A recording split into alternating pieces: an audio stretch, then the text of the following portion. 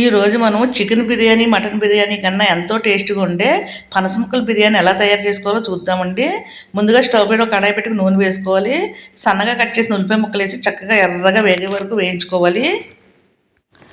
పనస ముక్కలు శుభ్రంగా కడిగి పసుపు ఉప్పు కారం వేసి ఒక 2 నిమిషాలు ఉడికించి పక్కన పెట్టుకోవాలి. ఆ ఉడికించిన ముక్కలు వాటర్ అంతా తీసేసి టేస్ట్ తగ్గట్టుగా ఉప్పు కారము మసాలా పొడి అల్లం వెల్లిపాయ పేస్టు గట్టిగా కమ్మగా ఉండే పెరుగు 2 స్పూన్లు వేసి బాగా పనస ముక్కలు కలిసేలా కలుపుకోవాలండి. ఇలా కలిపిన పనస ముక్కల పైన మూత పెట్టి పక్కన పెట్టుకోవాలి. దీనివల్ల పనస ముక్కలకు పసుపు ఉప్పు కారం బాగా పడుతుంది. తర్వాత పక్కన స్టవ్ పైన కుక్కర్ పెట్టుకోవాలి. దాంట్లో కొంచెం బటర్ వేసుకోవాలి. అలానే ఒక 4 స్పూన్ నూనె వేసుకోవాలి. ఆ నూనె కొంచెం వేడెక్కిన తర్వాత లవంగా యాలక్కాయ దాల్చిన చెక్క అనాస పువ్వు అలానే బిర్యానీ ఆకు ఉల్లిపాయ ముక్కలు పచ్చిమిర్చి ముక్కలు వేసి వేయించుకోవాలి. ఇవన్నీ కొంచెం ఇలా వేగే వరకు వేయించుకోవాలి. తర్వాత దీంట్లో సన్నగా కట్ చేసిన క్యారెట్ ముక్కలు వేసుకోవాలి. అలానే ఒక స్పూన్ ఇంటిగా షాజీరా వేసుకోవాలి. షాజీరా వేసుకోవాలన్నా పనస ముక్కల బిర్యానీ చాలా టేస్టీగా ఉంటుంది. అలాగే ఒక స్పూన్ నిండుగా అల్లం వెల్లిపాయ పేస్ట్ కూడా వేసి అల్లం వెల్లిపాయ పేస్ట్ పచ్చివాసన పోయే వరకు వేయించుకోవాలి. తర్వాత మనం పెరుగు ఉప్పు అవన్నీ కలిపి ఉంచుకున్న పనస ముక్కలు కూడా వేసుకోవాలి. ఈ పనస ముక్కలు ఉల్లిపాయ ముక్కలు వేసి ఒక 5 నిమిషాల పాటు బాగా మగ్గనివ్వాలి. ఓ పెద్ద గ్లాసు బాస్మతి రైస్ కడిగి ఒక గంట పాటు నానబెట్టుకుని పక్కన పెట్టుకోవాలి. ఒక గ్లాసుకి 2 గ్లాసులు వాటర్ పోసి ఉంచుకోవాలి.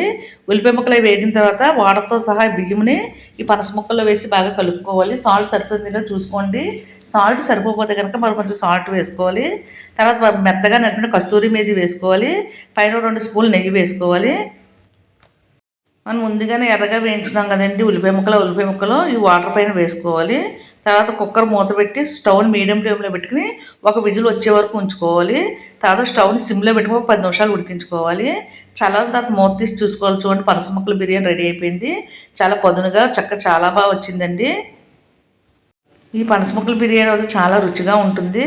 చూస్తుంటే చికెన్ బిర్యానీలా ఉంది కదండి. దీంట్లో పెరుగు రైతాతో కానీ లేకపోతే అలా మామూలుగా కూడా తినేయచ్చండి. అంత టేస్టీగా పనస ముక్కలు కూడా చూడండి ఎంత బాగా ఉడికాయో.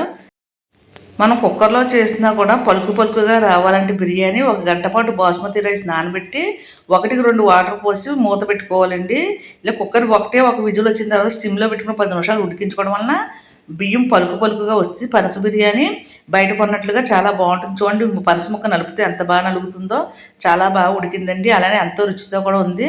పిల్లలు పెద్దలు చాలా ఇష్టంగా తింటారు. అస్తమాట్లో చికెన్ బిర్యానీ మటన్ బిర్యానీ కన్నా ఇలా పనస ముక్కల బిర్యానీ కూడా ట్రై చేయండి. చాలా ఇష్టంగా తింటారు. అందరికీ బాగా నచ్చుతుంది. ఈ పనస ముక్కల బిర్యానీ మీకు నచ్చినట్లయితే తప్పనిసరిగా లైక్ చేయండి, షేర్ చేయండి, సబ్స్క్రైబ్ చేయండి. అలానే పక్కన బెల్ ఐకాన్ క్లిక్ చేయండి. ఇలా క్లిక్ చేయడం వలన మేము పెట్టే వీడియోస్ అన్ని మీకు వెంటనే నోటిఫికేషన్ వస్తుంది. అంతే అండి, పనస ముక్కల బిర్యానీ రెడీ అయిపోయింది. Thank you.